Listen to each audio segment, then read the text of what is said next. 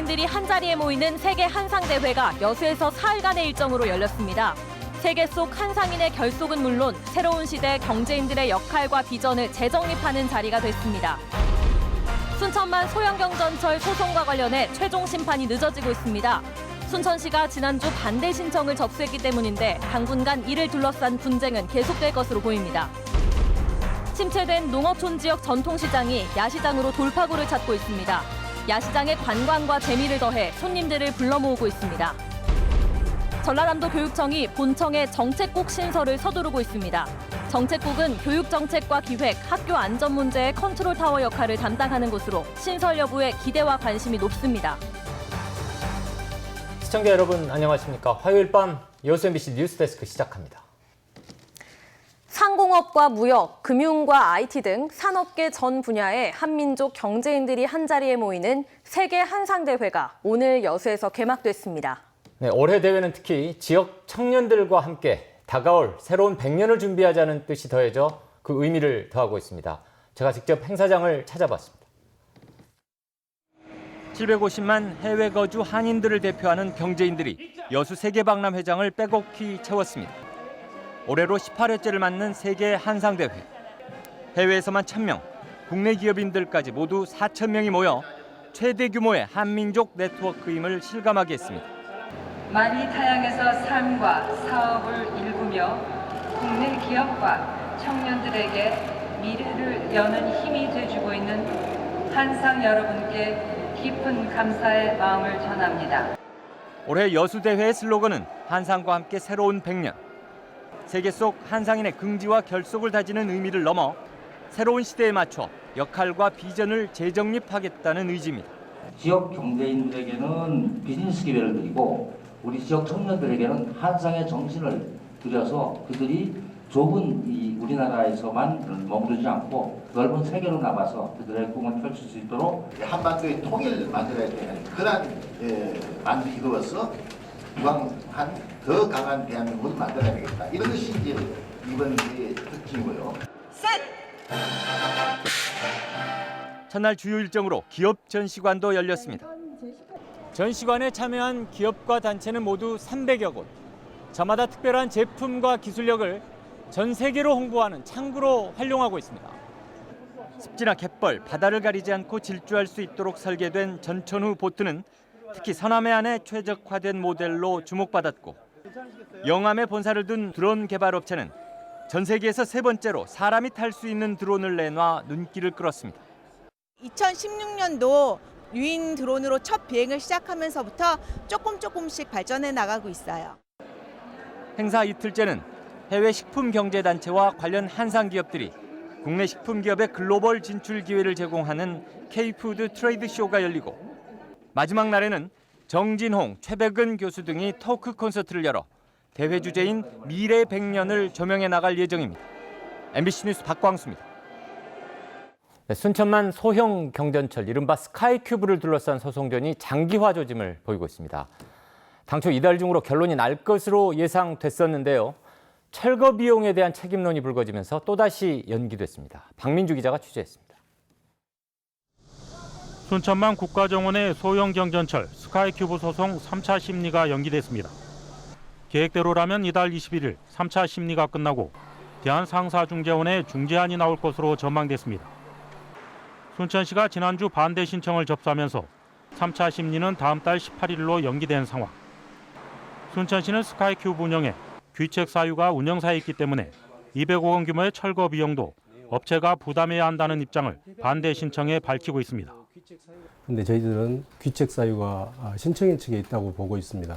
그래서 귀책 사유가 있는 신청인 측에 철거 또는 철거에 상당한 비용을 요구하는 반대 신청을 내게 되었습니다. 스카이큐브 운영사 측은 반대 소송 가운데 공기지연 부분은 순천시의 부지 제공 의무 위반과 도시계획 관련 주변 마을 민원에 따라 협약서상 공기가 자동 연장됐다는 입장입니다. 적자 운영에 대한 귀책 사유가 순천시에 있다고 반박하고 있습니다. 교통대란 해결, 습지 환경 보호를 위하여 투자자의 수익성 보존을 위하여 주차장 이전, 습지 출입 PRT 단일화, 통합 발권을 이행하겠다고 하였으나 순천시가 의무를 불이행하여 적자가 발생하였고 이에 따라서 현재 중재를 하게 된 것입니다. 대한상사중재원은 순천시의 반대 신청과 앞서 지난 3월 운영사가 접수한 손해배상 청구를 함께 판결하기로 했습니다. 3차 심리가 연기된 만큼 최종 심판도 그만큼 늦어질 전망입니다.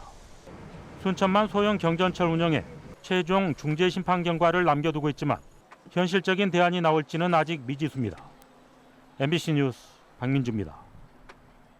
미래에셋이 추진하는 경도개발 사업에 지역업체와 인력의 참여 창구를 확대해야 한다는 요구가 시의회에서 나왔습니다. 여수시의회는 오늘 건의안을 통해 1조 7천억 원이 투자되는 경도개발 사업에 지역 건설사가 참여하는 공동입찰 방식을 적용하고 지역민을 우선 채용하는 등의 배려가 절실하다고 강조했습니다. 시의회는 이번 건의안을 전라남도와 도의회, 광양만권 경제자유구역청과 미래에셋 그룹에 보낼 계획입니다. 호남권 미래인재 양성의 요람이 될 순천만 생태문화교육원이 오늘 개관식을 갖고 본격 운영에 들어갔습니다. 지하 1층과 지상 3층 규모로 3,000명 수용 컨벤션 센터 등을 갖춘 교육원은 앞으로 지역 학생과 시민들이 다양한 문화와 교육을 체험할 수 있는 장으로 활용될 예정입니다. 지난 2013년부터 사업 계획이 추진된 순천만 생태문화교육원은 순천시가 무상 제공한 부지에 설립됐으며 교육부의 특별 교부금을 비롯한 488억 원의 관계부처 예산이 투입됐습니다. 전라남도 교육청이 정책국 신설을 골자로 하는 조직 개편안을 이번 주 전라남도 의회에 제출할 것으로 보입니다. 지난해 말 조직 개편을 단행하려다 내부 반발과 의원들의 반대로 좌초됐던 안인데요. 이번에는 통과될 수 있을까요? 김윤 기자가 보도합니다.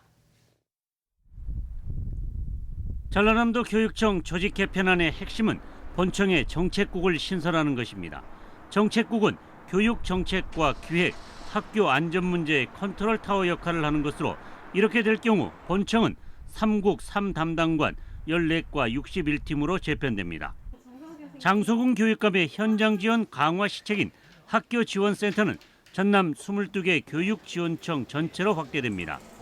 신설되는 완도와 담양 등 7개 청은 센터장을 두고 나머지 장흥과 신안 등 5개 청은 팀제로 운영합니다.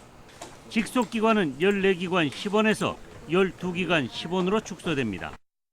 자연탐구 수련원을 창의융합교육원으로 통합하고 교육시설 감리단은 감리 담당관으로 개편됩니다. 이 같은 조직 개편안은 교육 전문직과 일반직, 교원단체는 물론 일선학교 교사들의 의견까지 반영해 마련됐습니다.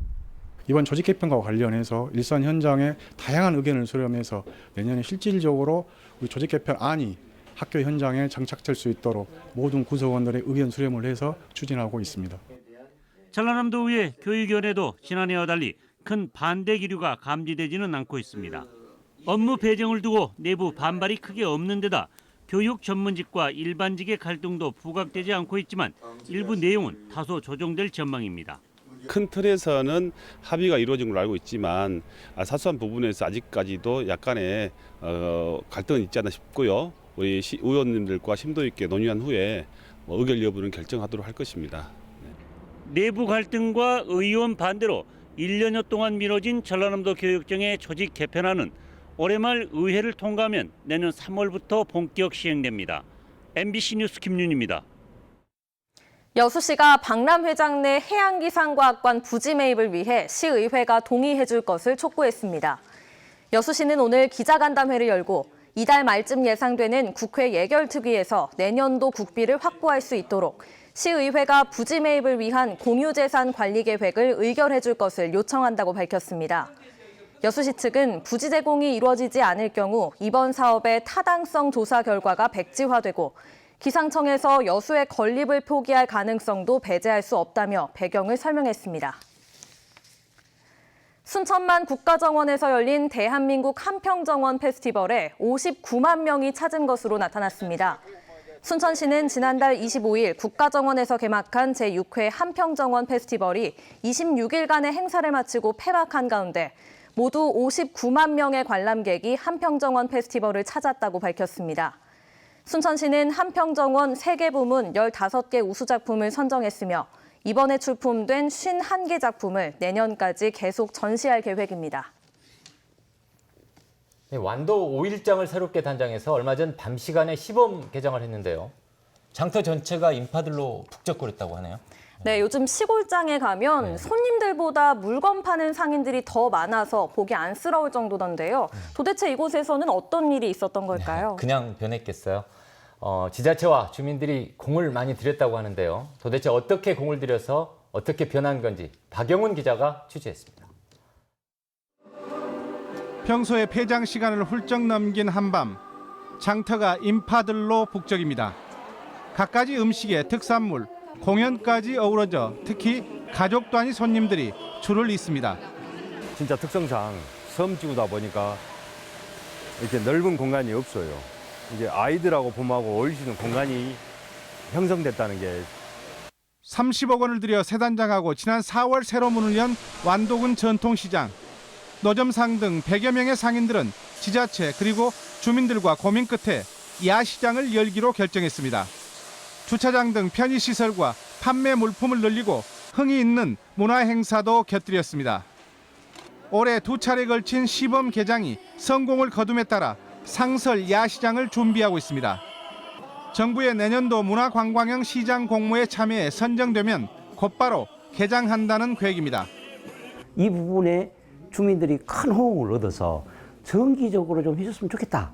이런 얘기가 나왔습니다. 그래서 저희 군에서는 내년도에 문화관광형 시장 공모 사업이 있는데 그 부분에 공모를 해서 전국의 전통시장은 광주 전남 131곳을 포함해 모두 1,450곳. 주민들이 발벗고 나서 문화와 관광을 연계해 활기른 상권을 되살리겠다는 작은 5일 시장의 시도가 주목받고 있습니다. MBC 뉴스 박영훈입니다. 일단 가을 태풍 피해에 이어 변원에 병충해까지 확산되고 있습니다. 전남에서는 잦은 비가 내린 이후 515헥타에서 벼멸구가 발생해 지난해보다 10배 많고 흰잎마름병도 지난해 20배 수준인 3,300여 헥타에서 발생했습니다. 또 갈색 날개 매미충, 미국 선녀벌레 등 외래 병해충 발생도 증가하고 있습니다. 바다에 기름을 유출하고 도주한 60대 남성이 기름 감식과 탐문 수사 끝에 붙잡혔습니다. 여수해경은 여수시 돌산읍 인근 해상에서 연료 기름을 유출하고 평택항으로 도주한 A씨를 붙잡았습니다.